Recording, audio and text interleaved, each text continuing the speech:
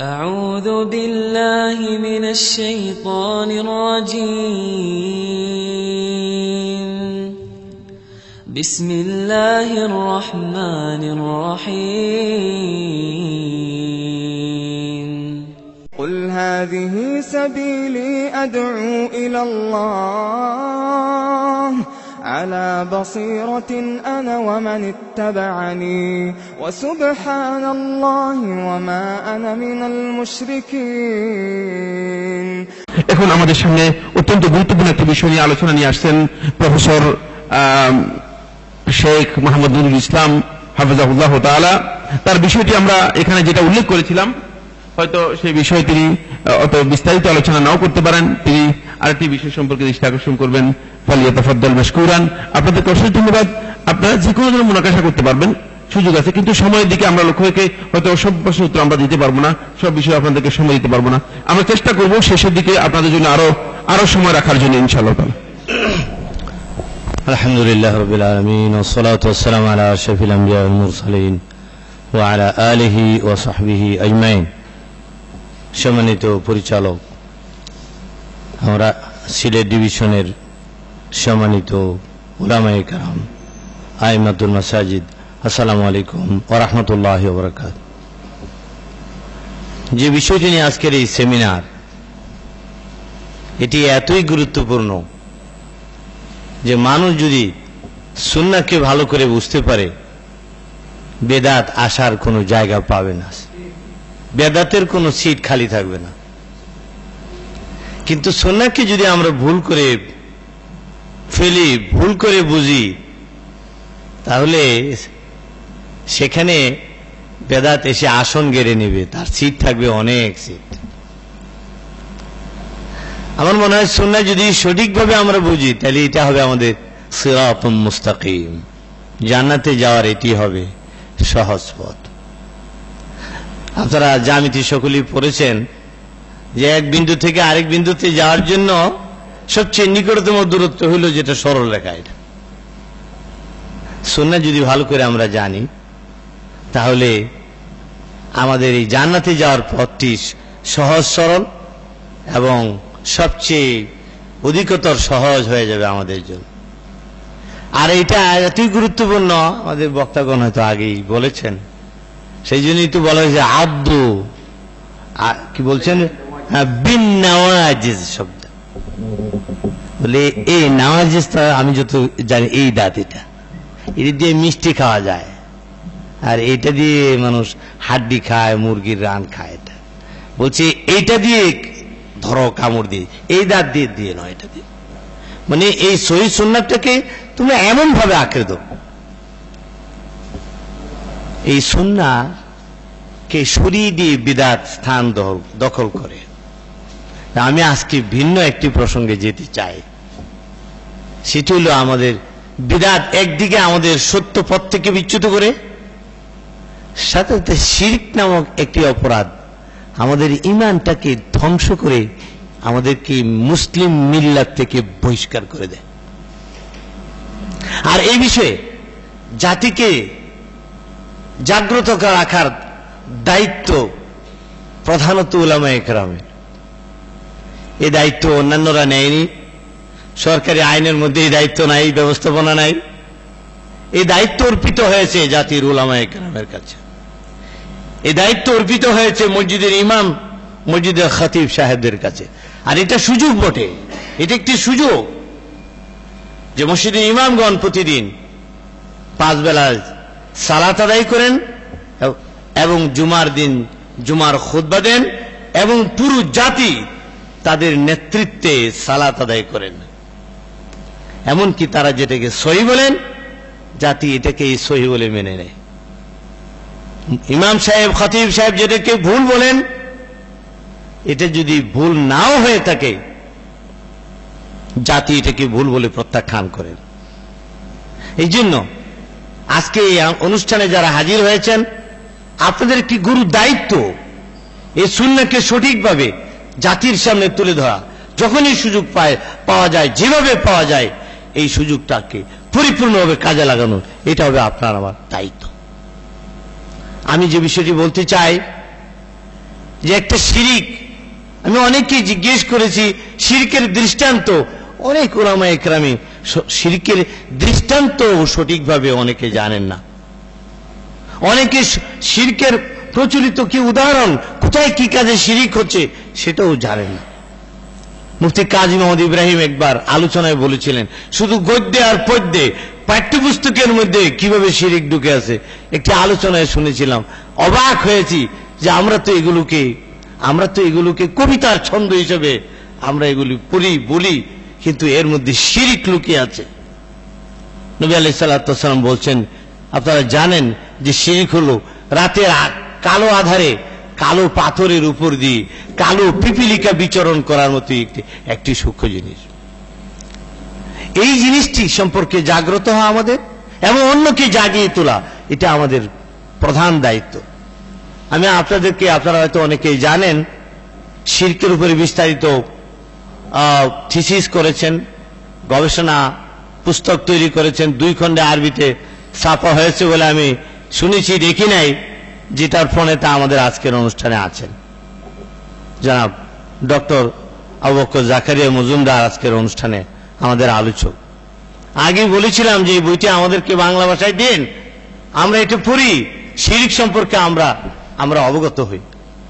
সম্মানিত আইম্মায়ে কেরাম, অবশেষে অনেক বিলম্ব হলো শিরকের উপর একটি বই বেরিয়েছে, যেটি আপনাদের সিলেটবাসীদের একজন স্বনামধন্য আলেমে দ্বীন এটি লিখেছেন জনাব ডক্টর মুজাম্মেল আলী। বইটির নাম শিরিক কি ও কেন। আমি মনে করি আপনাদের সকলের এই বইটি শুরু থেকে শেষ পর্যন্ত পড়া এবং জুমার খুতবার মাধ্যমে অথবা ওয়াজের মাধ্যমে, বয়ানের আলোচনার মাধ্যমে এটি জাতির সামনে তুলে ধরা জরুরি। এই হাদিসটি আপনারা জানেন, রাসূলুল্লাহ সাল্লাল্লাহু আলাইহি সাল্লাম বলেছেন যে কোন ব্যক্তি যদি পৃথিবী পরিমাণ গুনাহ সে অপরাধ করে আর সে যদি শিরিক না করে, আল্লাহ পাক চাইলে তাকে ক্ষমা করে দিবেন। যদি পৃথিবীর পরিমাণ গুনাহ হয়, তার পরিমাণ গুনাহ এত বিশাল হয়, এত বেশি হয়, এরপর আল্লাহ তাআলা তাকে মাফ করে দিবেন যদি ব্যক্তিটি শিরিক না করে। কাজী যে ব্যক্তিকে পৃথিবীর পরিমাণ গুনাহ মাফ করে দিবেন শিরিক না করলে, সেই শিরিক সম্পর্কে আমাদের কয়জনের নলেজ আছে, কয়জন এই বিষয়ে আমরা অধ্যয়ন করছি, নিজেরা অধ্যয়ন করছি বা জাতিকে আমরা সজাগ করছি? এই জন্য আমি আপনাদেরকে অনুরোধ করব, যারা সিলেটের যে 50 জন এখানে আছেন, আপনারা এইটি 50 লক্ষ লোকের কাছে যেন এই দাওয়াত পৌঁছে দিতে পারেন, এই আহ্বানটি আপনাদের কাছে আমি রাখব। আমি এই একটু হাইটে কথা বলতে চাই, যদি আপনারা অনুমতি দেন। আমি অন্যভাবে করা যায় কিনা, আমি যেটি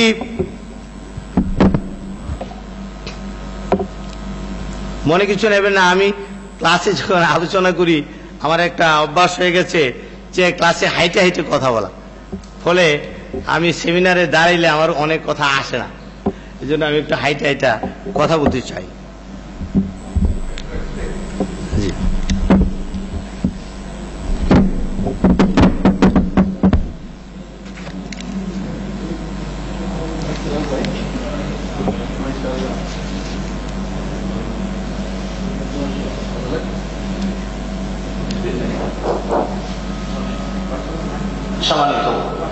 সম্মানিত উলামায়ে কেরাম, আমি বলেছি না এই শিরিক করলে মানুষের কি কি সমস্যা হয়, এই যে আপনাদের পাশে যারা আছেন, যারা আপনাদের মুসল্লি, যারা আপনাদের কথা শুনে, তাদের কাছে এই ভয়াবহ পরিণতিটা আগে তাদের সামনে আপনি জানেন, আমার আল্লাহ সুবহানাহু ওয়া তাআলা কোরআন শরীফে বলছেন, ইন্না শিরকা লাযুলমুন আযীম। এটা পাপের সিরিয়ালে একটা শব্দ। কবিরা কোরআন তারিখে যারা করেছেন তারা সকলেই শিরিককে প্রথম কাতারে একেবারে রুল নম্বর 1 দিয়েছেন, যে এটা হলো সবচেয়ে ভয়াবহ, সবচেয়ে বড় গুনাহ। আল্লাহ তাআলা কোরআন শরীফে বলছেন, আবুদুল্লাহ ওয়া লা তুশরিকু বিহি শাইআ। অনেকেই আল্লাহ হক আলোচনার সময় অনেক লিখেছেন 1 2 3 4 5। আমি মনে করি দুটো জিনিস যদি মানুষ জানে যে আল্লাহ তাআলা দুটো হক, এটা যদি মানুষ আমল করে, আমি মনে করি জানা কি বলছেন আল্লাহ তাআলা বলছেন, আবুদুল্লাহ, তোমরা আল্লাহর ইবাদত করো, ওয়া লা তুশরিকু বিহি।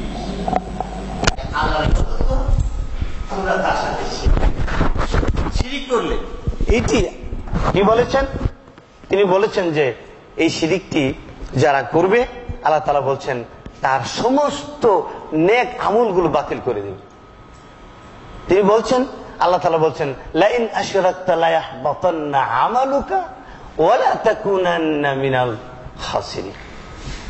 সম্মানিত ইমাম সাহেব, আপনারা তো জানেন আমি যদিও আরবি গ্রামার অনেক পড়েছি, আমি বেসিক্যালি সায়েন্সের ছাত্র এবং অঙ্কের শিক্ষক ছিলাম। আমি আরবি শিখছি অনেক বিলম্বে, মাস্টারি লাইফে। আপনারা দেখেন আয়াতটির মধ্যে বলছেন লাইন আশরাকতা লা ইয়াহবাতান্না আমালুকা, মানে শেষে লামের তাকিদ, শেষে নুনের তাকিদ। তোমার আমলগুলো বাতিল হয়ে যাবেই যাবে, এতে কোনো সন্দেহ নাই। আর ওয়ালা তাকুনান্না, তুমি ক্ষতিগ্রস্ত হবেই হবে, হবেই হবে। কি পরিমাণ নিশ্চয়তা দিয়ে কথাটি আল্লাহ তাআলা বলছেন। কে বলেছেন? আল্লাহ বলেছেন। কাকে বলছেন? বলছেন লাইন আশরাকতা, নবী আলাইহিস সালাতু ওয়াস সালাম। নবীকে যদি আল্লাহ পাক এমন ধমক দিতে পারেন, লা ইয়াহবাতান্না আমালুকা ওয়া লা তাকুনান্না মিনাল খাসিরিন, তাহলে আমাদের বেলায় কি অবস্থা হবে? তিনি এটাও বলছেন ইন্নাহু মান ইউশরিক বিল্লাহ ফাকান্নামা খাররা মিনাস সামাই, সেদিন আসমান থেকে পড়ে গেল। অনেক কথা, সময় আমাদের অনেক শর্ট। আরেক জায়গায় তিনি বলছেন তার জন্য জান্নাতটা একেবারে হারাম হয়ে যাবে, চিরকালের জন্য হারাম হয়ে যাবে। তিনি বলছেন ইন্নাহু মান ইউশরিক বিল্লাহ ফাকাদ হারামাল্লাহু আলাইহিল জান্নাহ। ইন্নাহু, তাও ইন্না দি, মান ইউশরিক বিল্লাহ, শিরিকটা যেই করো, রাজা প্রজা, ইমাম খতিব মুসল্লি গুনাহগার ভালো মানুষ নারী পুরুষ, যে কোনো ভাবে যে কেউ করো, ইন্নাহু মান ইউশরিক বিল্লাহ ফাকাদ হারামাল্লাহু আলাইহিল জান্নাহ, আল্লাহ পাক তার জন্য হারাম করে দিলেন, হারাম। আমি যতটুকু আরবি গ্রামার পড়েছি বড় বড় উলামায়ে কেরামের সামনে আমি বলা আমার জন্য সাজে না।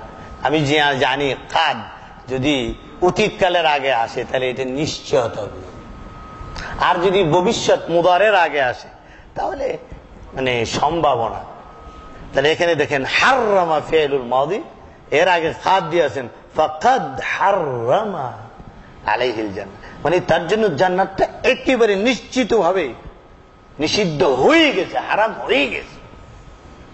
কত বড় ভয়ঙ্কর কথা আমার আল্লাহ তাআলা আমাদেরকে কোরআন পাকে জানিয়ে দিয়েছেন। আর না জানি কত লোক এই শিরকের মধ্যে পড়ে আছি, ইবাদত মনে করে। আপনারা জানেন যারা বেদাত করে তারা কিন্তু তওবা করে না একটা কারণে। কি কারণে তওবা করে না? তারা বেদাতটাকে ইবাদত মনে করে। বেদাত কিন্তু বেদাত মনে করে না। যে চুরি করে সে কিন্তু অপরাধ মনে করে চুরিটা করে, কোন এক সময় সে তওবা করে। কোন একটা ঈদগাহে দাঁড়িয়ে একবার উপস্থিত হয়েছিলাম, সেখানে একজন বৃদ্ধ ব্যক্তি দাঁড়িয়ে মূর্খ মানুষ বলছে আমাকে একটু কথা বলার সুযোগ দেবে।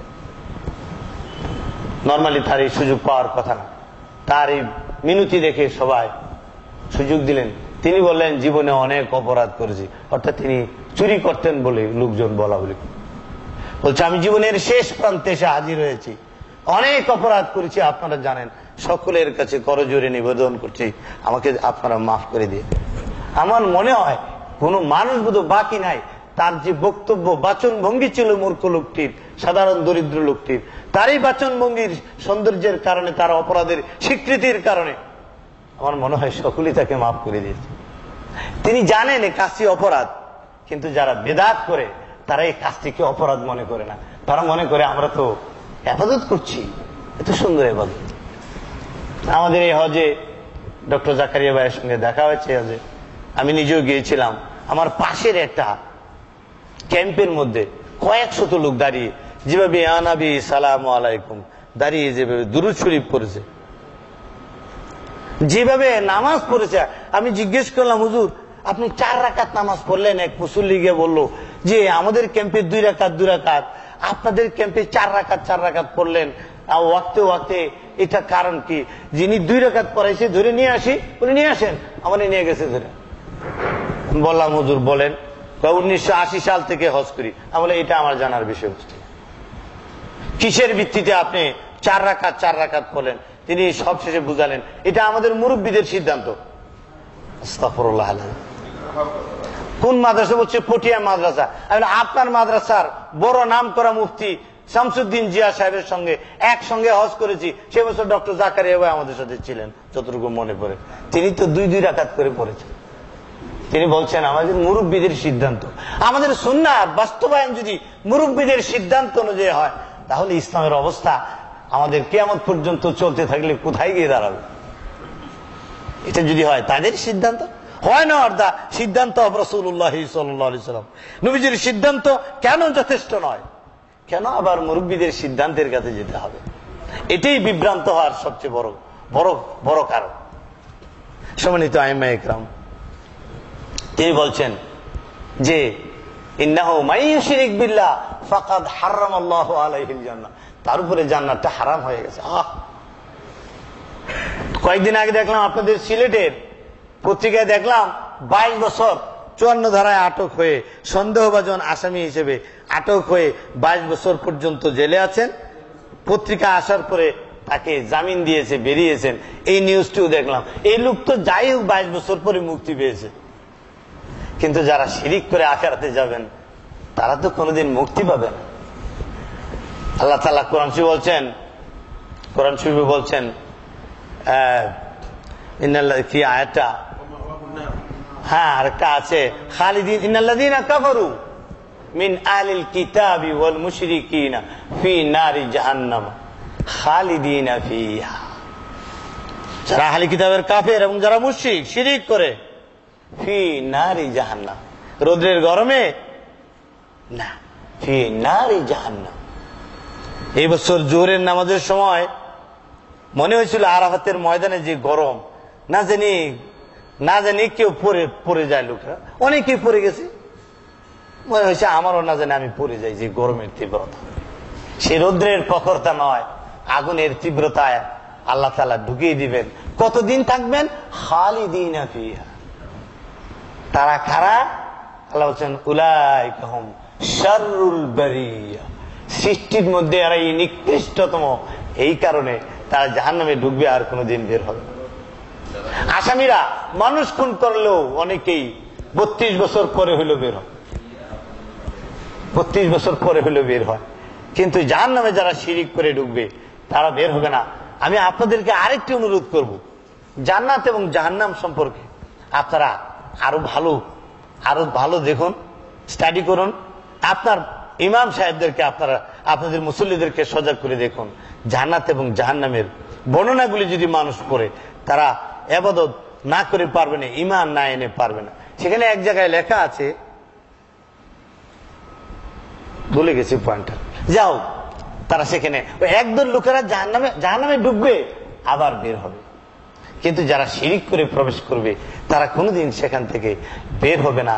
যদি আপনি আপনার যারা মুসল্লি, আপনার যারা ছাত্র, আপনি কলেজের, ইউনিভার্সিটির, মাদ্রাসার, হাই স্কুলের শিক্ষক হতে পারেন, মসজিদের খতিব বা ওয়াইজ হতে পারেন, আপনার আলোচনায় যদি তারা একটা বিপুল সংখ্যক লোক শিরিক থেকে বাঁচতে পারে, একটা বিপুল সংখ্যক লোক যদি বেদাত থেকে বাঁচতে পারে, আমি মনে করব আপনি সাকসেসফুল।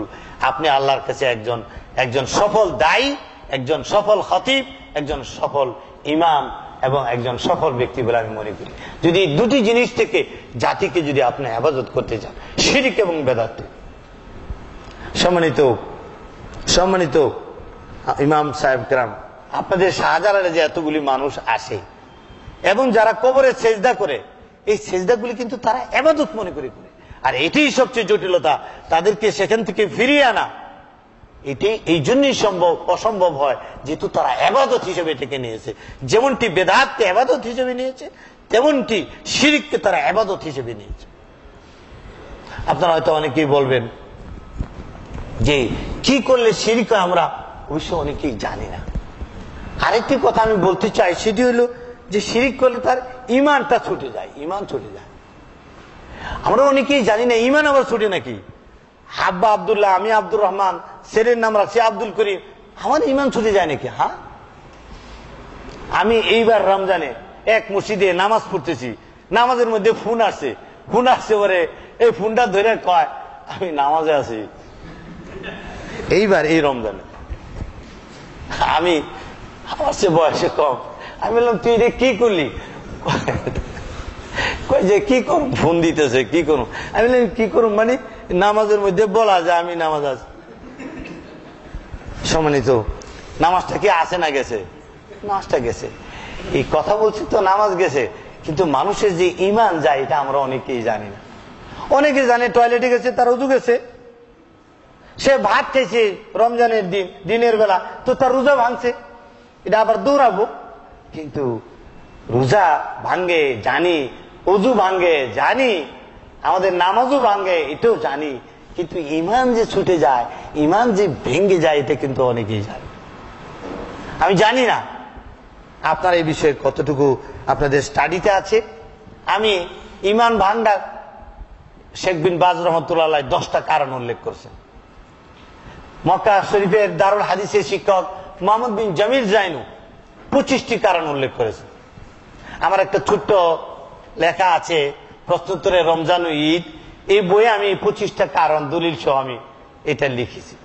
আপনারা যদি পারেন আপনারা এটা সংগ্রহ করে একটু দেখতে পারেন, আপনাদের জানার জন্য না, আপনারা যাতে আপনাদের কওমকে জানাতে পারেন, আপনার মুসল্লিদেরকে জানাতে পারেন, আপনি যাতে আপনার জুমার খুতবায় বলতে পারেন, সেই জন্য আপনারা এটা দেখতে পারেন। বলবেন যে রমজানের বইয়ের মধ্যে এটা কেন আনছেন? ইমান ভাঙ্গার কারণ। নবী আলাইহিস সালাতু ওয়াস সালাম হাদিস শরীফে বলছেন, মান সামা রমাদানা ঈমানান ওয়া ইহতিসাবান গুফিরা লাহু মা তাকাদ্দামা মিন দামবি। রোজাটা রাখবে ঈমানান, ঈমান থাকা অবস্থায়, ঈমান থাকা অবস্থায়। মানে ঈমান নাই, রোজা রাখতেছে, ইফতার করতেছে, উপবাস থাকতেছে।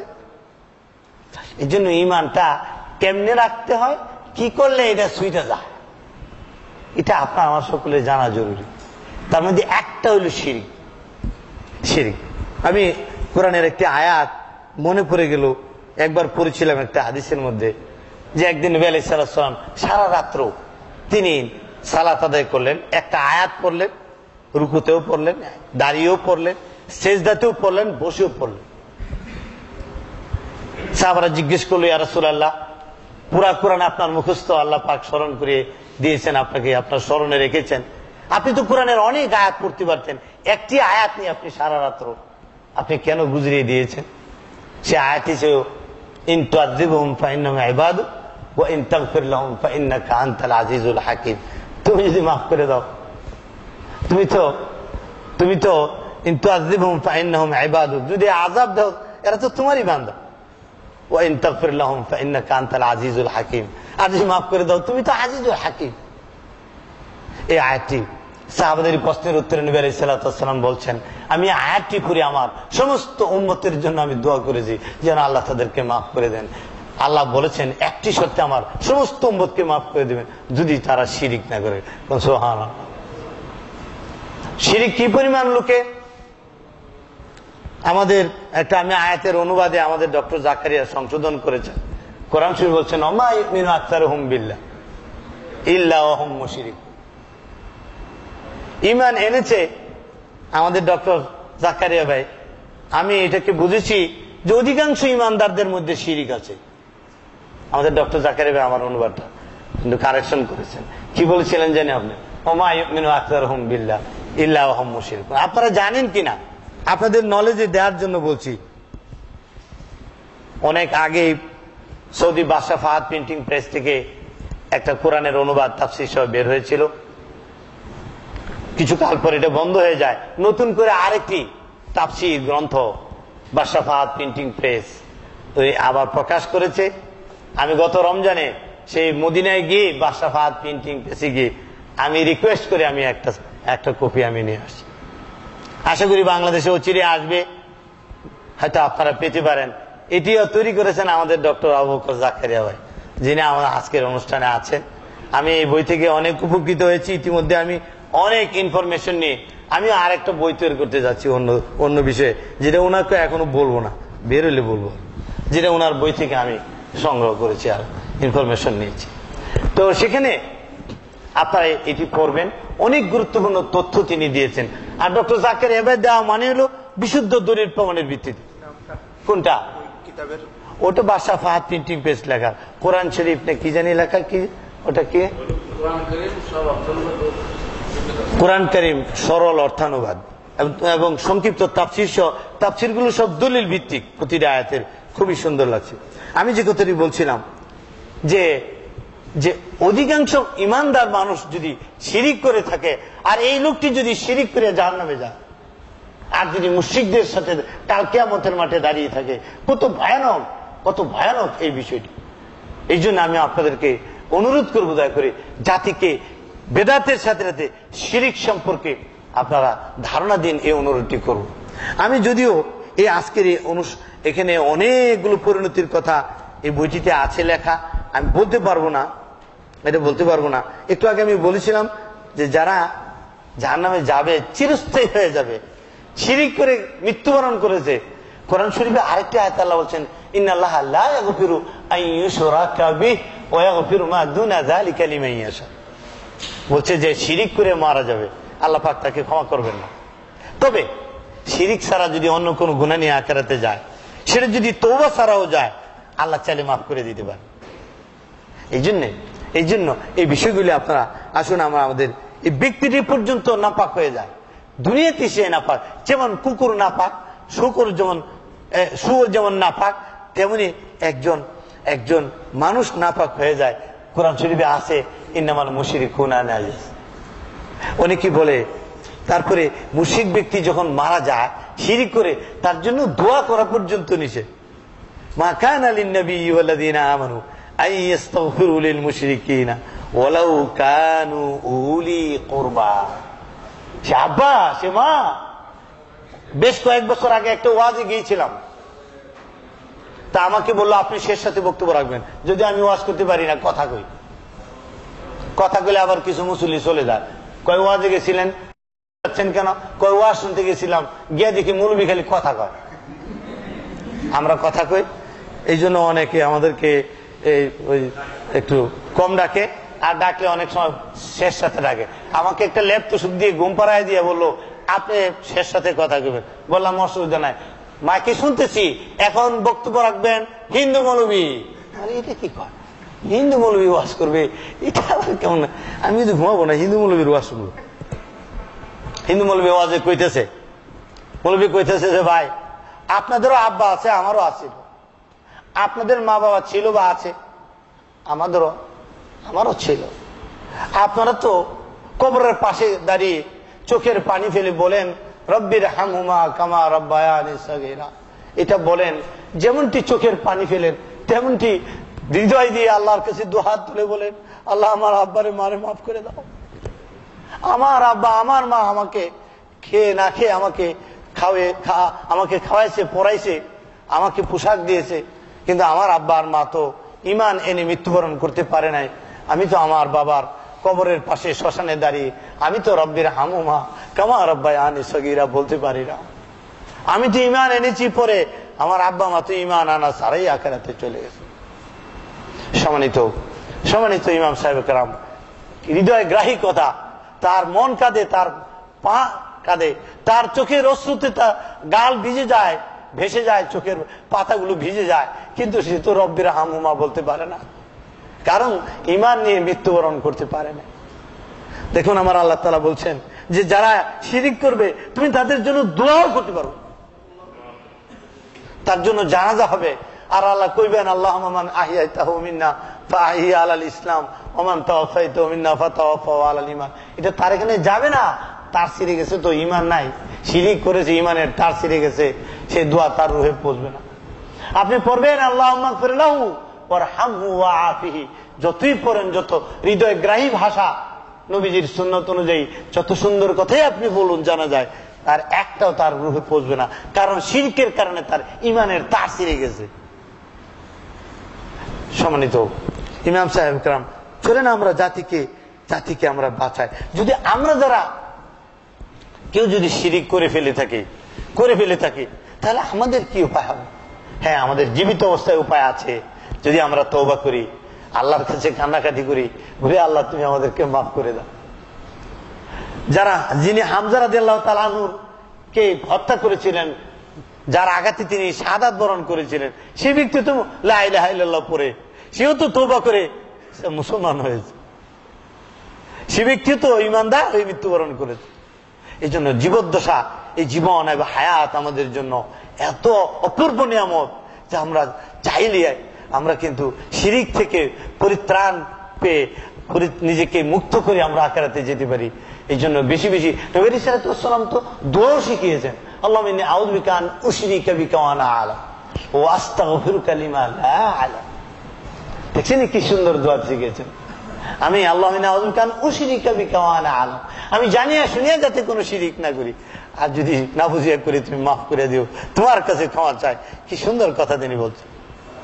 এই জন্য আমি আমার আলোচনার শেষাংশে যদি আরো অনেক অনেক কথাই আছে, কোরআন শরীফে এখানে বলছেন যে মানুষের বিবেক পর্যন্ত বিভ্রান্ত হয়ে যায় শিরিক, ওমাই ইউশরিক বিল্লাহ ফাকাদ দাল্লা দালালান বাঈদা। 4-5 দিন আগে একটা অনুষ্ঠানে গিয়েছিলাম, গত জুমায়, এই জুমার আগের জুমায় একজনে বললেন লন্ডন থেকে একজন লেখছেন যে আল্লাহর যে 99টার নাম সিফতি নাম এগুলি নাকি মূর্তিদের নাম অনুসারে।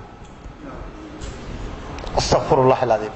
আল্লাহ তার বিবেকটাকে কিভাবে বিভ্রান্ত করে দিয়েছেন, কিভাবে বিভ্রান্ত করে দিয়েছেন তার বিবেকটাকে। প্রিয় প্রিয় ভাইরা, এই জন্য যখন মানুষ শিরিক করে তখন সে হকের বাতিল মনে করে, তখন সেই হক কাজটা তার দ্বারা পালন করা আমল করা তৌফিক হয় না। আর সে বাতিলটাকে সে হক মনে করে তখন সে এই গুণাগুলি সে করে বেড়ায়, সে হক মনে করিয়ে বাতিলটাকে করে। এই জন্য যারা জাহান্নামে যাবে তারা নেককার লোকের গুনাহগার মনে করতো, কইবে হে অমুক মৌলবী সাহেব কোথায়, ওই মসজিদের ইমাম সাহেব, এটাও তো এখানে থাকার কথা, এটা গেল কই, খুঁজাখুঁজি করবে পাবে না। কারণ এরা ভালো লোকের খারাপ লোক মনে করতো, এই জন্য জাহান্নামে খুঁজবে, যদি এই পোর্শনে নাই তাহলে কি অন্য কাউন্টারে আছে কিনা খুঁজাখুঁজি করবে। এটা হলো শিরকের কারণে তার এটা হবে। আমি কিছু প্রচলিত উদাহরণ এখানে দিলে ঘন্টা 2-1 লাগে, আমি দিতে পারবো না, আপনারা পারলে জেনে নিন, পরবর্তীতে স্টাডি করে নিন। আমি যেটা বলছিলাম ডক্টর মুজাম্মেল আলীর শিরিক কিউ কেন, এটা থেকে আপনারা জেনে নিন। পুরোটাই 300-400 কষ্টবিচর বই শুধু শিরকের উপর। আরেকটা আছে আশ শিরিক, বাংলাদেশ ইসলামিক সেন্টারে বইটি তৈরি করেছে। আরেকটা কিছুদিন আগে দেখলাম ছোট শিরিক বড় শিরিক, এত উঁচু একটা বই, ভাগ্য চোখে আমার টেবিলে চলে আসে, লোকজন গিফট পাঠায়, ভালো আমার প্রয়োজন হয়, তো এটা আপনার পড়ে নেন। আর এটা হলো চরিত্র গঠন নিয়ে একটা বই, এটা শুধু চরিত্র গঠন কেমনি করতে হবে, মানুষের নৈতিক আখলাক কিভাবে উন্নত করা যায়, এটার উপরে কোনো বিস্তারিত বই আমার নজরে এখনো পড়েনি। আমার হয়তো ডাকাতেরা জানে, ওনারা হয়তো জানেন, আমার জানা নাই। এই বইটি তৈরি হয়েছে নতুন, বইটির দাম 400 টাকা। তো বিশেষ কিছু ক্ষেত্রে এটা সাবসিডি দেওয়া হয়, সেটি হইল 100 টাকায়। 400 টাকার বই 100 টাকা। যদি অল্প কয়েকটা কপি আছে, অনুষ্ঠান শেষে যোগাযোগ করেন, আমাদের কাছে থাকতে পারে। এটা ভর্তুকি দিয়ে দেওয়া হচ্ছে, এর মূল্য খুচরা মূল্য 300 টাকা, একেবারে কমিশনের পরও। আমি কয়েকটি শুধু আমি পড়ছি, আপনারা দেখেন। 1 নম্বর, আল্লাহ ছাড়া কেউ গায়েব জানে মনে করা। এই যে মনে করলাম, এটা কিন্তু কেউ দেখেনি, শুধু আমি জানি, আমার আল্লাহ জানে, মনে করছি শুধু, কোন দলিল প্রমাণ নাই, মাবুদ ছাড়া কেউ জানে না, শিরক হয়ে গেছে। কিছু কিছু শিরিক আছে সে মন দিয়ে করে, কেউ দেখে না আল্লাহ ছাড়া। কিছু কিছু শিরিক আছে সে মুখ দিয়ে করে, কিছু কিছু শিরক আছে সে কর্ম দিয়ে কাজ দিয়ে করে, তার অঙ্গ প্রত্যঙ্গ দিয়ে করে, সেও আমরা আপনাদেরকে শোনাতে পারবো না। আব্দুল কাদের জিলানীকে গাউসুল আজম বলা, আপনারা জানেন তো, গাউস তো সাহায্যকারী, আজম মানে সুপারলেটিভ ডিগ্রির সাহায্যকারী, আজম আজিম থেকে আজম, অর্থাৎ আল্লাহর আর কোন পুষ্টি থাকে না। সবচেয়ে বড় সাহায্যকারী আল্লাহর বদলে এখন তিনি আব্দুল কাদের জিলানী সাহেব হয়ে গেছে। আমার তো মনে হয় আব্দুল কাদের জিলানী সাহেব মায়ের দূর করতে, এদেরকে যে আমার এই ডেজিগনেশন তোমরা দিছো কারা, তো মারতেন আমার মনে হয়। নাউজুবিল্লাহ। লম্বা কথা, মরার পরও পীরদের ক্ষমতা থাকে বলে বিশ্বাস করে। আস্তাগফিরুল্লাহ, পীরের কি ক্ষমতা? একবার একটা ছবি দেখছিলাম কোন জায়গায়, একজন হাড্ডিসারওয়ালা একজন ব্যক্তি বসে আছে, এরকম আসন পেতে বসা, এই হাঁটু দেখা যায়, এই শরীরটা জীর্ণ শীর্ণ, নিচে দিয়ে লেখা, যেখানে থাকি আমাকে ডাকো পাইবা, নিচে দিয়ে লেখা। তো আপনাকে ডাকলে যদি পাওয়া যায় তো আপনার শরীরের এই অবস্থা কে? অথবা আপনি মারা গেলেন কে? আপনাকে ডাকলে যদি এত কিছু হওয়া যায়, আপনার নিজের এই দশা কেন? মানুষ অনেক সময় তার বিবেককে তালা দিয়েছে, অথবা শিরিক করেছে। আল্লাহ তার বিবেককে, আল্লাহ পাক তার বিবেককে বিভ্রান্ত করে দিয়েছে। ওয়ামান ইউশরিক বিল্লাহ ফাকাদ দাল্লা দালালান বাঈদা। সে বিভ্রান্ত হয়ে অনেক অনেক দূরে চলে গেছে। অপরাধটা কি? শিরিক করেছে। সম্মানিত উলামায়ে কেরাম, পীরদের কাছে কিছু পাওয়ার আশায় মাজারে গরু খাসি নিয়ে যাওয়া ও সেখানে জবাই করা। 4-5 দিন আগে কোন এক জেলার ডিসির সাথে কথা বলতেছিলাম। ডিসি সাহেব বললো 5 কোটি টাকা দিয়ে একটা মসজিদ বানাইছি।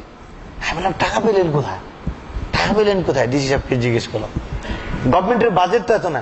বলছে সেখানে একটা পাগলা আছে, পাগলা কি নামে, পাগলা মসজিদ। এই জন্য দিনে রাতে সেখানে টাকা দিয়ে যায়, খাসি গরু নিয়ে আসি। ইভেন হিন্দু সম্প্রদায়ের লোকেরা এখানে এসে এগুলো দিয়ে যায়। আগে লুইটে পিঠে খাইতো, আমি ডিসি হওয়ার পরে আমি এগুলিরে সংরক্ষণ করছি, এই টাকা দিয়ে মসজিদ বানাচ্ছি, দেখার মতো একটা মসজিদ না। উনি 5 কোটি টাকা শুধু ওয়ালে বা চতুর্দিকে কোথায় কেমনে বাউন্ডারি ওয়ালে কিভাবে খরচ করেছে। এগুলো কি উনি বোধহয় কিছু দিতে পারে। এত দূরে আসছি, বাইজিদ বুস্তামি বোধহয় ওনার কাছে কিছু বোধহয় আছে, নিয়ে আসছি, কিছু হইলেও পাইতে পারে। আমি শুনেছি প্রেসিডেন্ট এরশাদ যখন তিনি ক্ষমতা থেকে তিনি পদচ্যুত হন, বিপ্লব হয়, তখন এর কয়েকদিন আগে তিনি আটরসি গিয়েছেন এবং খুবই মলিন অবস্থায়। একজন প্রত্যক্ষদর্শী আমাকে বললেন যে তিনি হেলিকপ্টারে গেলেন, আবার ফেরত আসলেন। যখন তিনি ক্ষমতাচ্যুত হইলেন, তখন একজন জিজ্ঞেস করলেন যে আপনাকে পিছনে তিনি এত সময় ব্যয় করেছেন, আজকে এত আপনি ওনাকে বাঁচাইতে পারলেন না, আপনি কি করলেন ওনার জন্য? উনি তো অনেক কিছু করছেন। উনি উত্তর দিলেন, নিয়ম কানুন ঠিক রাখতে পারেনি। বাবার দেয়া যে নিয়ম কানুন সেটি তিনি ঠিক থাকতে পারেন। আপনারা জানেন যে আল্লাহ ছাড়া অন্য কারো কাছে কোনো কিছুই পাওয়ার বা দেওয়ার কোনো ক্ষমতা নাই। এই জন্য নবী আলাইহিস সালাতু ওয়াস সালাম বলছেন, ইজা সাআলতা ফাসআলিল্লাহ, ইজা ইসতাআনতা ফাস্তাইন বিল্লাহ। কেন আমরা আল্লাহর কাছে চাইবো না? আল্লাহর কাছে চাওয়া যেমন গুরুত্বপূর্ণ, আল্লাহর কাছে চাওয়া মজাও বটে। কি বলেন ঠিক কিনা? আল্লাহ আমার এটা দাও না, এটা দাও না, এটা দেখেন হাতটা উঠাইলে কি মজা লাগে। যত চাই, অনেকে আছে বাবার কাছে বারবার চাইলে শরম লাগে, বাবা বিরক্ত হন। মায়ের কাছে চাইলে বারবার চাইলে এটাও শরম লাগে, অন্য কারো কাছে চাইলেও শরম লাগে। কিন্তু মাবুদের কাছে হাত উঠিয়ে দেখেন, চাইলে কত মজা লাগে। যেই চাওয়ার সুযোগ আল্লাহ করে দিয়েছেন, সেটি কেন আমরা বাজারে, কেন পীরের কাছে, কেন গুরুস্থানে, কেন এখানে সেখানে, কেন পথচ্যুত হয়ে এখানে সেখানে? এত বড় সুন্দর পদ যেটি আমার রাসূল করিম সাল্লাল্লাহু আলাইহি ওয়াসাল্লাম আমাদেরকে দিয়ে গেছে। আমার সময় বুদ্ধ শেষ হয়ে গেছে। এর বিরাট ফিরিস্তি, প্রতিটি শেষ হয়ে গেছে। এই আল্লাহ সর্বত্র বিরাজমান এবং মানুষের কলবে আছে বলে বিশ্বাস করা। মাত্র গতকালের আগের কাল একজনে বলছে, আপনি বলে আল্লাহর কোন আসমানে আছে? আমি বলে হ্যাঁ। তো ইহুদিদের দালাল না, আমার বলছে ও আপনি খ্রিস্টানদের দালাল। আমার একটা গালি। আমি বললাম তুমি কি করো? কয় যে আমি কলেজের ছাত্র। তো আমার ধারণা নয় মৌলবি, কারণ আমার বলছে অফি আনফুসিকুম আফালা তুবসিরুন। আমি বলে এর মধ্যে আল্লাহ কোথায়? যে আল্লাহ সর্বত্র বিরাজমান কোথায়? অফি আনফুসিকুম আফালা তুবসিরুন, এই আয়াত পড়ে আমার একটা গালি দিয়া মানে ফোনালাপ মানে শেষ হল। তো এই জন্য দেখেন তারা বলছে আল্লাহ সর্বত্র বিরাজমান, এটা বলছে আল্লাহ সব জায়গায় আছে। তাহলে আল্লাহ এখানে আছে, ওখানে আছে, সব জায়গায় আছে। আমি এই কথাটা না বলে পারবো না। এই দেখেন আমি এটার ভিতরে চা আছে, আল্লাহ সর্বত্র বিরাজমান, তাহলে আল্লাহ এটার ভিতরে আছে, তা আমি কি খেয়ে ফেললাম না? তো আমি চা খাবো, আল্লাহ সর্বত্র বিরাজমান খেয়ে কি হন? আল্লাহ যদি সর্বত্র বিরাজমান হতো তাহলে আমরা নবীজিকে আল্লাহ পাক আরশে আজিমে নিয়ে গেলেন কেন? আল্লাহ যদি সর্বত্র বিরাজমান হতো তাহলে কেন বলেন আমিনতুম মান ফিস সামাই আইয়াখসিবা বিকুমুল আরদ? আমিনতুম মান ফিস সামা, যিনি আসমানে আছেন, তুমি কি তার প্রতি তুমি নিরাপদ হয়ে গেছো আর ঈমান এনেছো? মানে যিনি আসমানে আছেন আর রহমান ও আলাল আরশ, উপরে আছেন, কত সুন্দর। এরপরে বলছেন দোয়া করার সময় যে আমরা আল্লাহ উপরের দিকে উঠাই, আল্লাহ যেহেতু উপরে এই জন্য আমরা উপরে উঠাই, আল্লাহ যেহেতু উপরে এই জন্য আমার রাতের শেষ তৃতীয়াংশে তিনি নেমে আসেন। আল্লাহ যদি সর্বত্র বিরাজমান হতো তাহলে শেষ তৃতীয়াংশে তিনি নামেন কেন, উঠেন কেন, যদি সব জায়গায় থাকতো? আমরা এইভাবে দোয়া করি। আল্লাহ যদি সর্বত্র বিরাজমান হইতো তাহলে দোয়াটা এমনি না করে করতাম, রব্বানা আতিনা ফিদ দুনিয়া হাসানা ওয়া ফিল আখিরাতি হাসানা ওয়া কিনা আযাবান নার, এরকম করতাম। মানুষের বিবেক দেখেন কোথায়।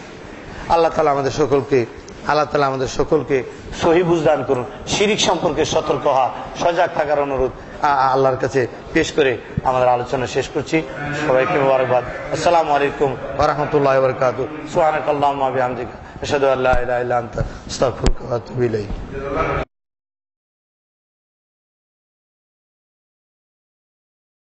بسم الله الرحمن الرحيم الحمد لله والصلاة والسلام على رسول الله وبعد شمعت بستي نحييكم بتحية الإسلام الخالدة السلام عليكم ورحمة الله وبركاته الله سبحانه وتعالى رشد مهرباني الله رب العالمين مدرك اتباع السنة نمك একটি প্রোগ্রামে আমাদেরকে শরীকতে করে আমরা বলি আলহামদুলিল্লাহ। আমাদের এই দুপুরের খাবার পরবর্তী আজকের প্রোগ্রামের এই মুহূর্তে রয়েছে মাত্র মুদাখালাত, অংশগ্রহণ। তো আশা করি সংক্ষিপ্ত আকারে এই অংশগ্রহণটা আপনাদের কাছ থেকে আশা করছি। আমরা বিস্তারিত অংশগ্রহণ করার সময় মনে হয় এখানে নেই, এই যে আপনাদের কাছ থেকে মুদাখালাত, বিশেষ করে আগামী আলোচনা যেগুলো হয়েছে সেই বিষয়গুলোর উপরে কার কার মুদাখালাত আছে আমরা যদি একটু হাত উঠে আমরা যদি একটু বুঝতে পারি যে আজকের প্রোগ্রামের আলোচনার মধ্যে কার কার মুদাখালাত রয়েছে। জি, কার অংশগ্রহণ? একজন। আর কেউ আছেন আজকে অংশগ্রহণ করবেন আজকের আলোচ্য বিষয়ের উপরে? কার অংশগ্রহণ? আপনি কি বলতে চাচ্ছিলেন না? জি, আপনারও আছে না? আপনার অংশগ্রহণ আছে তো? আচ্ছা, আর কারো আছে কিনা? আর কোন অংশগ্রহণ থাকলে জি আমার যে কোনো ধরনের প্রশ্ন, যে কোনো অংশগ্রহণ, যে আলোচনার উপরে যে কোনো ধরনের প্রশ্ন আপনাদের আসতে পারে। আচ্ছা, জি আপনি মনে হয় শুরু করেন মনে হয়। জি জি। আসসালামু আলাইকুম ওয়া রাহমাতুল্লাহি ওয়া বারাকাতুহু। আলহামদুলিল্লাহি ওয়া কাফা ওয়া সালামুন আলা ইবাদিহিল্লাযীনা ইসতাফা, আম্মা বা'দ। আউযু বিল্লাহি মিনাশ শাইতানির রাজীম। বিসমিল্লাহির রহমানির রহিম। ইয়া আইয়ুহাল্লাযীনা আমানু আতিউল্লাহা ওয়া আতিউর রাসূলা ওয়া লা তুবতিলু আমালাকুম। সাদাকাল্লাহুল আযীম। আল্লাহুম্মা সাল্লি ওয়া সাল্লিম আলা সাইয়্যিদিনা মুহাম্মাদিন ওয়া আলা আলিহি ওয়া আসহাবিহি ওয়া বারিক ওয়া সাল্লিম। আজকের এই অনুষ্ঠানের সম্মানিত সভাপতি সাহেব, উপস্থিত অতিথিবৃন্দ, আগন্তুক আইম্মায়ে মাসাজিদ, উলামায়ে কেরাম, আমি আসলে আলোচনা করার আমার কোনো উদ্দেশ্য নাই, কিন্তু একটা প্রশ্ন উত্থাপন করার উদ্দেশ্যে আমি প্রসঙ্গটা আনছি। আমি আসলে খুব শিক্ষিত মানুষ না, হয়তো আমার কথার মধ্যে ত্রুটি হবে, এটা আমি আগেই ক্ষমা চেয়ে নিচ্ছি, মাফ করবেন। আমি যতটুকু জানি আমার স্বল্প জ্ঞানে, যে উলামায়ে কেরাম হচ্ছেন উম্মতের দিশারি, যারা মানুষকে আল্লাহ এবং তার রাসূলের পথ প্রদর্শন করবেন। কিন্তু অনেক ক্ষেত্রে আমরা দেখি আমাদের দেশে প্রচলিত ওয়াজ মাহফিলগুলিতে আতিউল্লাহ ওয়া আতিউর রাসূল এই আয়াতের আলোচনা করতে গিয়ে গোটা আলোচনাটা আয়াতের মর্মের বিপরীত হয়ে যায়। যেমন আমি একটা উদাহরণ দেই, সেটা আমার হয়তো ভুল হতে পারে। উলামায়ে কেরামের কাছ থেকে শুনেছি রাসূল সাল্লাল্লাহু আলাইহি সাল্লাম নাকি যখন কারো সাক্ষাতে উপস্থিত হতেন, নিজেকে নিজে উপস্থাপন করে প্রথমেই উনি সালাম দিতেন। সালাম দেওয়ার পর উনি তার কথাবার্তা শুরু করতেন। কিন্তু আমাদের সমাজে দেখা যায় যে কেউ কেউ এমন আছেন যারা প্রথমেই দীর্ঘ লম্বা একটা খুতবা দিলেন এবং খুতবা দেওয়ার পর সম্মানিত সভাপতি, প্রধান অতিথি, বিশেষ অতিথি, অমুক অতিথি এইগুলি বলার পর পর্দানিশী মা ও বোনেরা এন কিছু বলার পর উনি বলেন আসসালামু আলাইকুম ওয়া রাহমাতুল্লাহ। এখানে আমার প্রশ্ন হচ্ছে যে শুরুতে সাক্ষাতেই সালাম হবে নাকি খুতবা দেওয়ার পরে সালাম হবে? এখানে ইসলামী শরীয়তের দৃষ্টিতে রাসূল সাল্লাল্লাহু আলাইহি ওয়াসাল্লামের সুন্নতের ভিত্তিতে তার জবাবটা কি হবে আমি আপনাদের খেদমতে এটা জানতে চাই। দ্বিতীয় প্রশ্ন আমার, যে আমাদের দেশে প্রচলিত একটা বিষয় আছে যেটা সাধারণত আমরা ওয়াজ মাহফিলগুলিতে গেলে আমরা শুনি, যে বক্তারা খুতবা দেওয়ার পর দুরূদ শরীফ পড়েন, বলে উনি যা ইচ্ছা তাই পড়ে এবং সবাইকে বলে মোহব্বতের সাথে পড়েন, জুড়ে পড়েন। এখানে সুন্নতের কি পক্ষে হয় নাকি বিরুদ্ধে হয়, আমি সবিনয়ে এর শরীয়ত সম্মত সুন্নত সম্মত সিদ্ধান্তটা আপনাদের কাছ থেকে জানতে চাই। আসসালামু আলাইকুম ওয়া রাহমাতুল্লাহি ওয়া বারাকাতুহু। السؤال يوجه إلى فضيلة الشيخ الدكتور أبو بكر محمود زكريا فليتفضل بالإجابة عليه. السلام عليكم ورحمة الله وبركاته. প্রথমে আমি কিন্তু আলোচনা শুরু করতে আসসালাম দিয়ে শুরু করছি, আপনাদের জোর করে জবাবটা আদায় করছি, মনে আছে আপনাদের? আপনাকে জবাব দেন না, দেখে জোর করে বলছে জবাব দেন, কেন আমি সালাম দিচ্ছি। তো আসলে উচিত হচ্ছে প্রথমে সালাম দেয়া, এটাই নিয়ম। আরেকটা সালাম যেটা এখন প্রচলিত হয়ে গেছে, এটা প্রচলিত আপনাদের ওরফ এবং আদা অভ্যাসে পরিণত হয়েছে, এটার সাথে আমাদের সারাই নিয়ম কানুনের বাধ্যবাধকতা করা যাবে না, এটার সাথে না। আমরা সুন্নত হচ্ছে প্রথম যে সালামটা দিবেন, এরপর আপনি আলোচনা করেন, যা ইচ্ছে তা করেন, আরো 10 সালাম দেন, আমাদের আপত্তি নেই। বিশেষ করে আপনারা সালাম দিচ্ছি আসসালামু আলাইকুম বলেন, এটা আমার আপত্তি নেই, কিন্তু প্রথম সালামটা দিয়ে আসলে সুন্নত, এটা করা উচিত আমাদের। জি, আরেকটা দ্বিতীয় প্রশ্ন কি?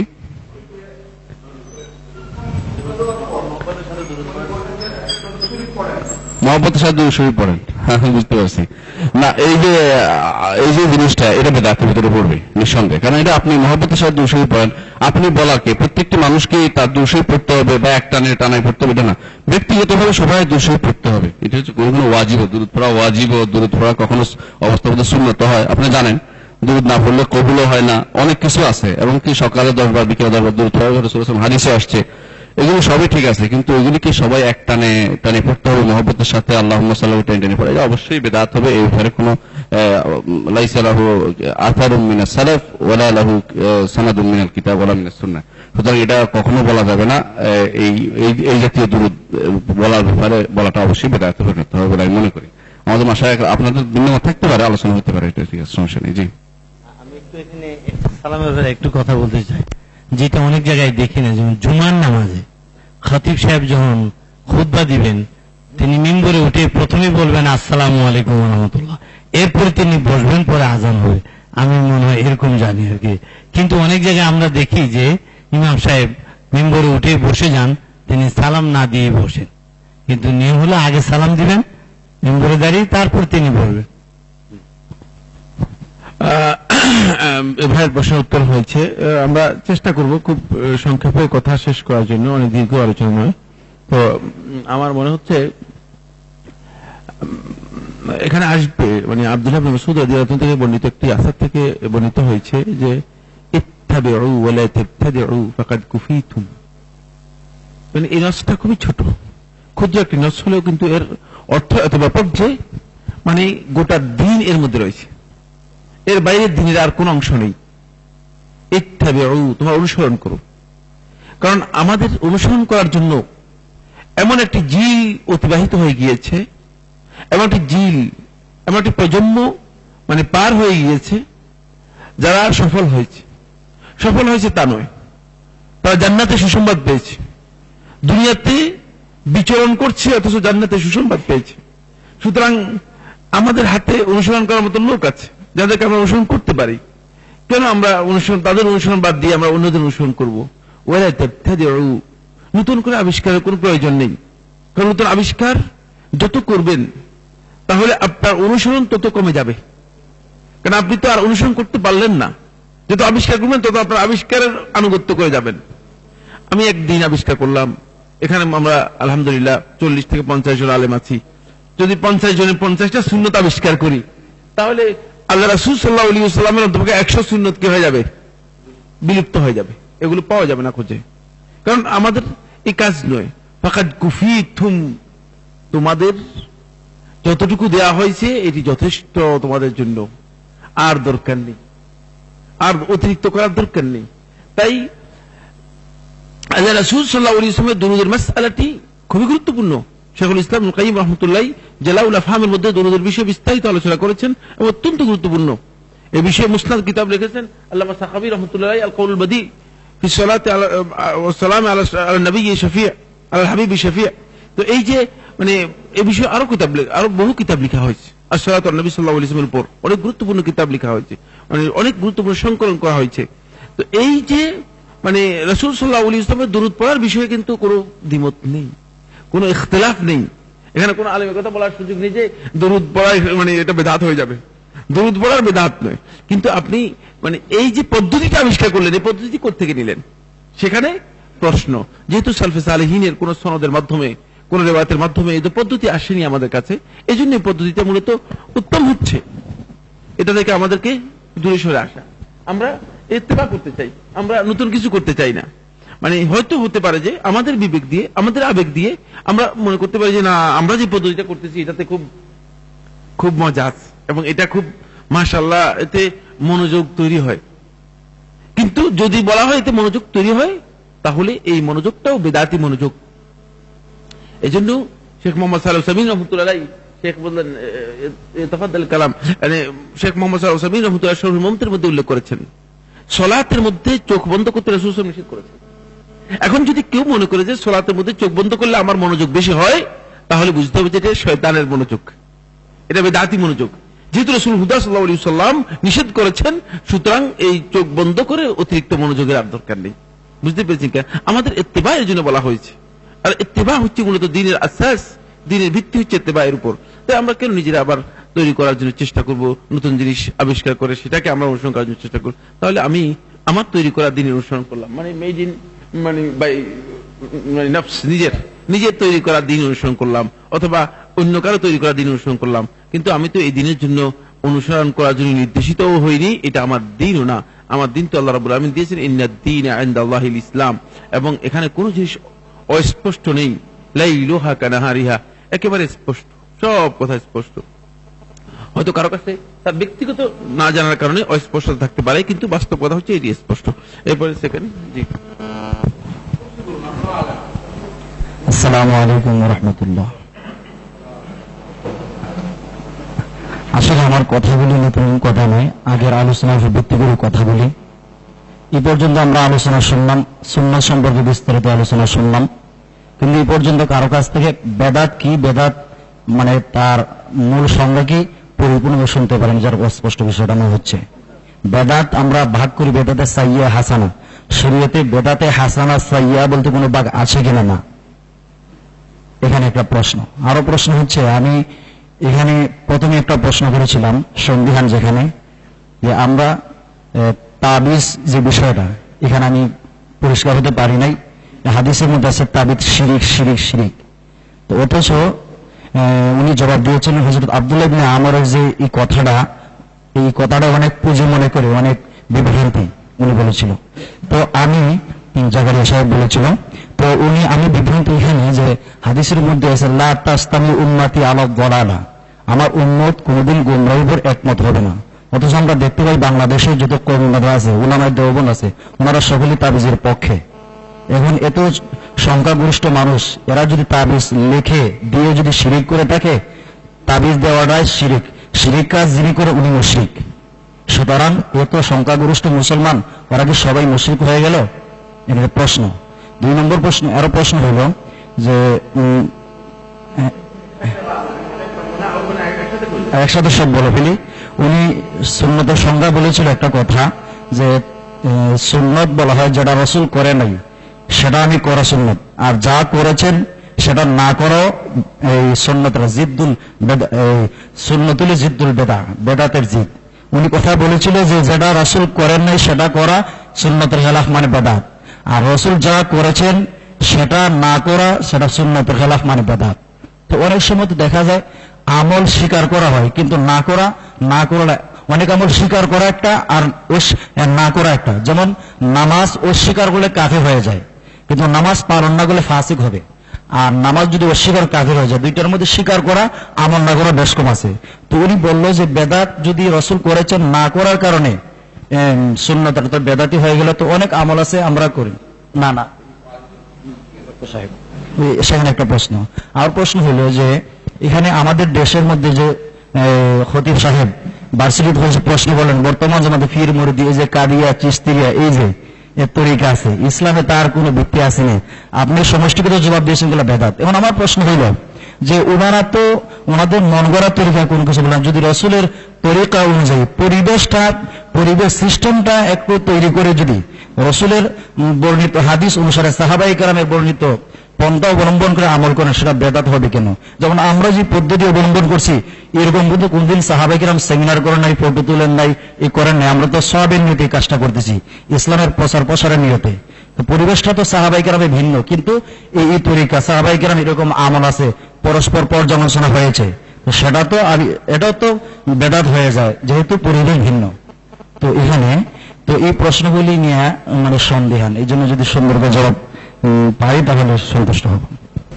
বিসমিল্লাহ, আলহামদুলিল্লাহ, আসসালাতু ওয়াসসালামু আলা রাসূলিল্লাহ। ভাই, তাবিজ নিয়ে প্রশ্ন করা, হাদিসটা হচ্ছে এরকম, যেমন ইন্না রোকা ওয়া তামাইমা ওয়া তিওয়ালাতা শিরকুন। হাদিসটা মনে হয় ইন্না রোকা ওয়া তামাইমা ওয়া তিওয়ালাতা শিরকুন। তো শিরকুন যখন বলে তখন মনে রাখবেন যে আপনারা সবাই এটা জানেন যে একটা হচ্ছে শিরকে আকবর আছে, একটা শিরকে আসগর আছে। শিরকে আসগর হচ্ছে যখন যেটা সবব নয়, শরীয়তের সবব যখন সেটা মনে করা হয় তখন সেটা শিরকে আসগর হয়। যেমন আব্দুল্লাহ ইবনে আব্বাস রাদিয়াল্লাহু আনহু তিনি ফালা তাত্তাখিযু লিল্লাহি আনদাদা ওয়া আনতুম তা'লামুন, এই আয়াতের তাফসীরে উল্লেখ করেছেন যে যেমন বলা লাউলাল কালব লা দাখালাল লিস, লাউলাল কালব লা দাখালাল লিস, এই জাতীয় কথাগুলো যেগুলো লাউলা দিয়া বা এটা না হইলে বা এটার সাথে হইলে কোন কারণের সাথে যখন যে কারণটা আল্লাহ এবং তার রাসূল নির্ধারণ করেন নাই সেই কারণের সাথে সম্পৃক্ত হলে এটা শিরকে আসগর হয়, আর সেই কারণের উপর নির্ভরশীল হয়ে গেলে শিরকে আকবর হয়। অর্থাৎ আপনার তাবিজের মধ্যে দুই ধরনের শিরকে আছে, একটা শিরকে আসগর, একটা শিরকে আকবর। আরেকটি জিনিস আমার এখানে বলার দরকার, সেটা হচ্ছে ইন্না রোকা ওয়া তামাইমা ওয়া তিওয়ালাতা শিরকুন।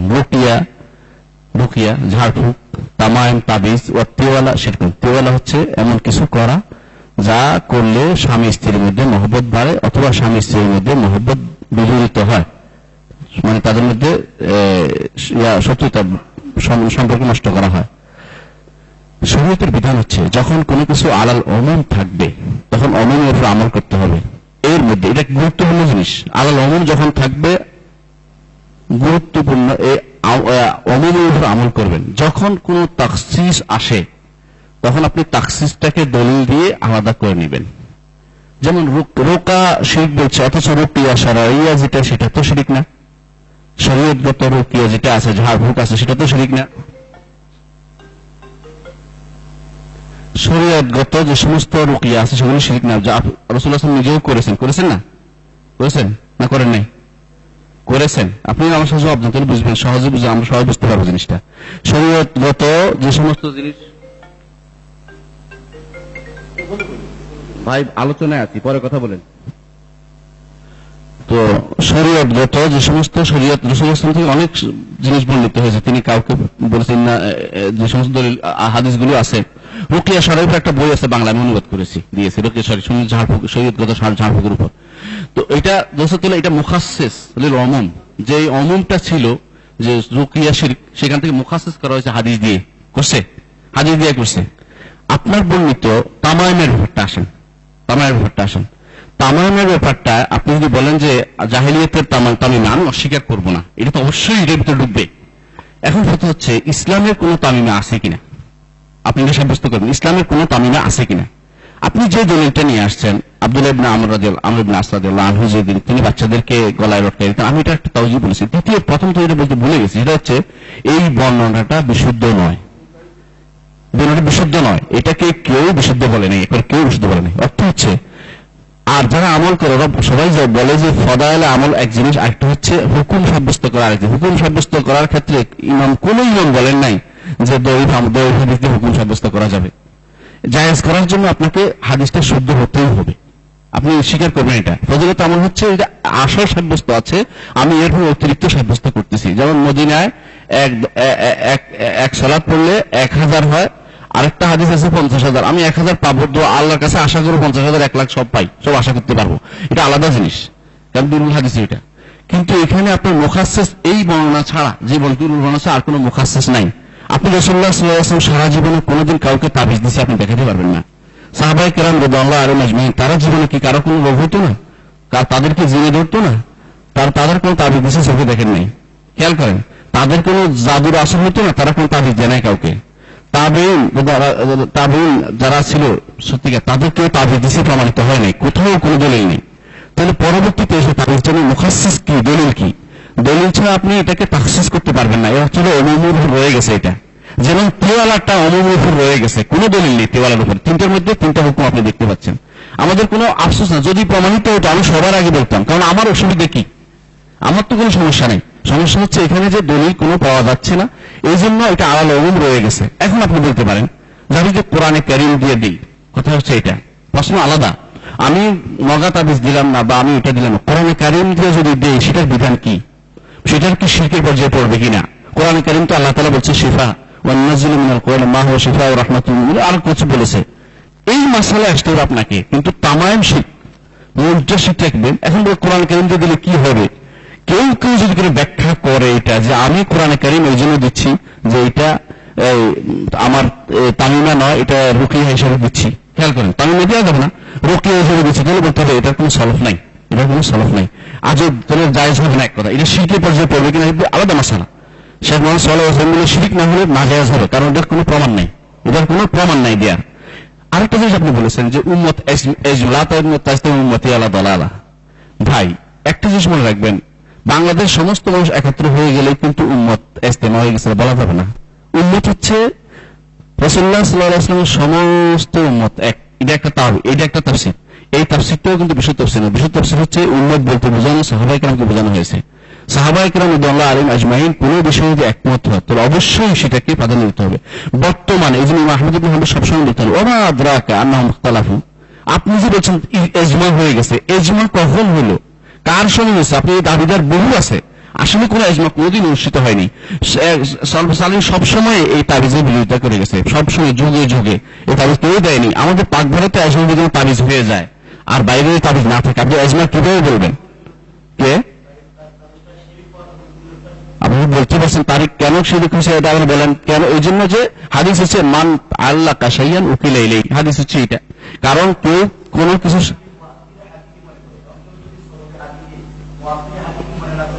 তাহলে শিরকে আসগার হবে, শিরকে মুআসসির হাকিকি হলে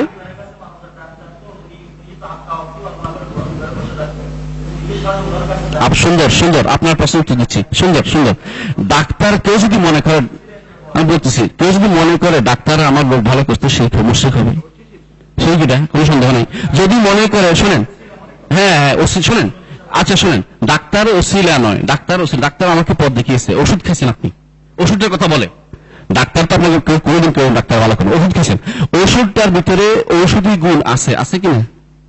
আছে, এটা প্রমাণিত হয়েছে, সার্টিফাইড, এটা পরীক্ষিত হয়ে গেছে। আচ্ছা, আপনার তাবিজের এটা পরীক্ষিত হয়েছে?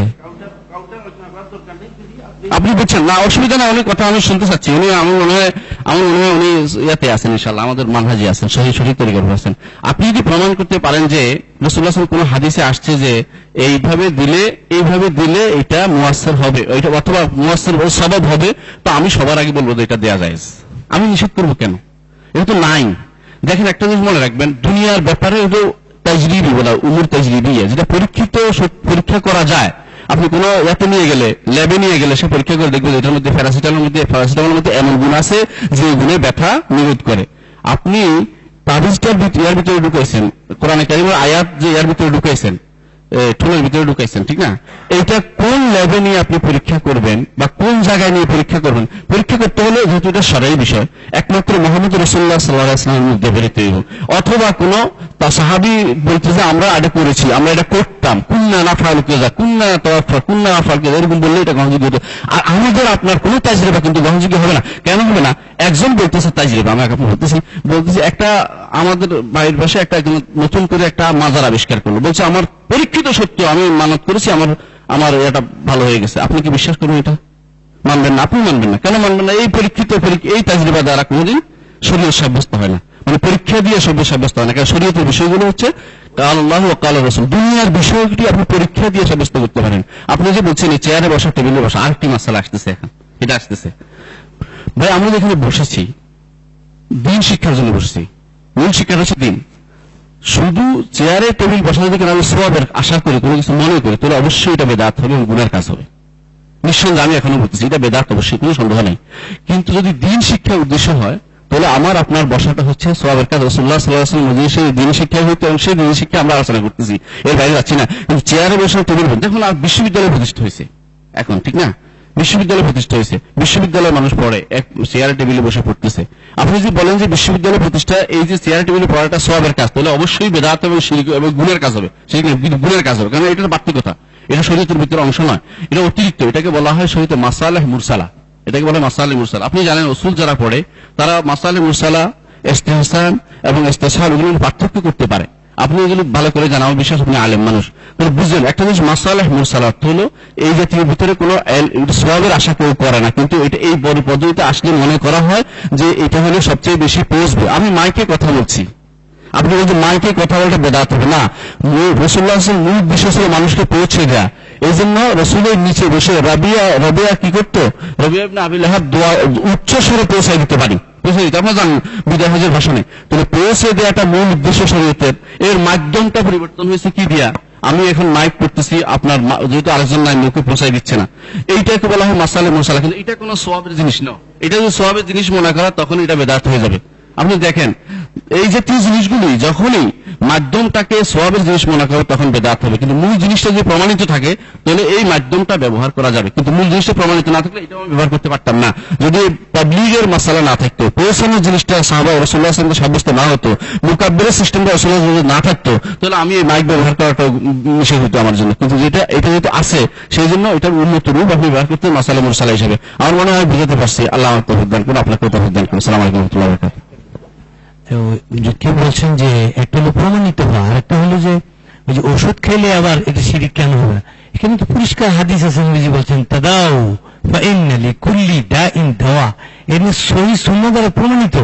আপনার জন্য নস আছে ওষুধ খাওয়ার জন্য, কিন্তু তাবিজের জন্য তো আপনার এরকম নস নাই। এক নাম্বার টু, বেদাত পরিচিতি, বেদাতের অস্পষ্টতাকে আরো দূরীকরণের জন্য ওয়ামি একটি বই বের করেছে, বেদাত পরিচিতির মূলনীতি, শুধু উসুল কায়দা বর্ণনা আছে এর ভিতরে। এই বইটা আপনারা পড়তে পারেন। এটির যিনি রাইটার তিনি আমাদের এখানে আছেন, ডক্টর মঞ্জুরুল্লাহ এখানে আছেন। আশা করি আপনারা এই কবিতা সংগ্রহ করলে আরো উপকৃত হবেন। শুকরান, সম্মানিত উপস্থিতি। আসলে পরবর্তী আলোচনার পরে একটু লিখে রাখেন কাইন্ডলি, আমাদের সময়ের দিকে লক্ষ্য রেখে আমরা একটু যেতে হচ্ছে। তো এখন আমাদের সামনে অন্য আলোচনার দিকে আমরা যাবো। আমার মনে হচ্ছে আবার ঘুরে আসবে, আপনারা শেয়ার করতে পারবেন। আমার মনে হচ্ছে আমরা মানে কাউন্টার আলোচনা নেই, এটা কাউন্টার আলোচনা নেই, এটা কোনো আমরা সংলাপে আমরা বসি নেই। এখানে যতটুকু আলোচনা হয়েছে এর মাধ্যমে আমার মনে হচ্ছে যে বিষয়টি স্পষ্ট হওয়ার কথা এবং স্পষ্ট হয়েছে। ইনশাআল্লাহ তাআলা হয়তো আরো স্পষ্ট হবে। আমাদের তো আরো কিছু স্টাডি করতে হবে, সব এখান থেকে নিলে চলবে না, কিছু নিজেদের পক্ষ থেকে চেষ্টা করতে হবে। সেই চেষ্টাটুকু অবশিষ্ট রয়েছে ইনশাআল্লাহ। এরপরে শেখ সাইদ। জি আলহামদুলিল্লাহ।